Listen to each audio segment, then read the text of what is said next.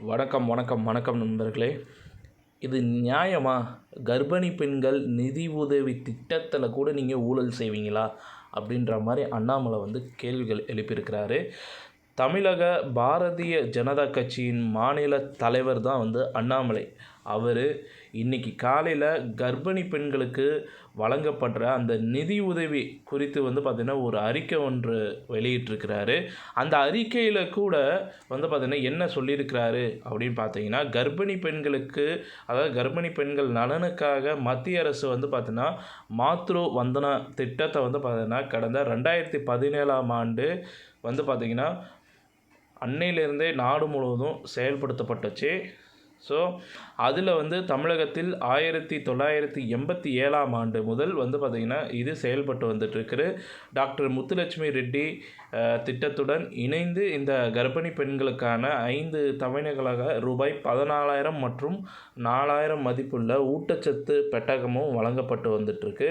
கடந்த 5 ஆண்டுகளில் மத்திய அரசு இந்த திட்டத்தின் கீழ் தமிழகத்திற்கு ரூபாய் 257 கோடி பார்த்திங்கன்னா நிதி வழங்கியிருக்கிறதா ஒரு தகவல் வெளியிட்டிருக்கிறாரு. அது மட்டும் இல்லாமல் இந்த நிதியில் கடந்த 2 ஆண்டுகளாகவே பல்வேறு காரணங்களால் பார்த்திங்கன்னா இந்த கர்ப்பிணி பெண்களுக்கு இந்த நிதி உதவி வழங்கப்படலை அப்படின்ற மாதிரி ஊடகங்களில் செய்தி வந்துட்டுருக்கு.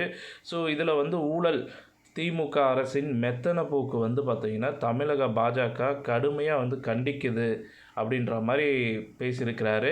தமிழகத்தில் ஊழல் திமுக ஆட்சிக்கு வந்ததிலிருந்து மக்கள் நலத்திட்டங்கள் ஒவ்வொன்றாக பார்த்திங்கன்னா முடக்கப்பட்டு வந்துட்டுருக்கு.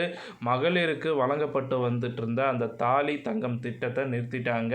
ஸோ இது பார்த்திங்கன்னா இந்த பட்டியல் பிரிவு பார்த்திங்கன்னா மக்களுக்காக மத்திய அரசு வழங்கிய பல்லாயிரம் கோடி நிதியை பார்த்திங்கன்னா பயன்படுத்தாமல் திருப்பி வழங்கிட்டாங்க. அதாவது திருப்பி மத்திய அரசுக்கே அமுச்சிட்டதாக சொல்கிறாரு. ஸோ தமிழக பள்ளி மாணவர்களை தேசிய அளவிலான விளையாட்டுப் போட்டிகளுக்கு அனுப்பாமல் அவர்கள் வாய்ப்பே பார்த்திங்கன்னா பறிச்சிட்டாங்க. கர்ப்பிணி பெண்களுக்கான நிதி உதவி திட்டத்தை கூட பார்த்திங்கன்னா கடந்த 2 வருஷமாக முடக்கி வச்சுட்டாங்க அப்படின்ற மாதிரி அவருக்கு தகவல் கிடச்சிருக்கு.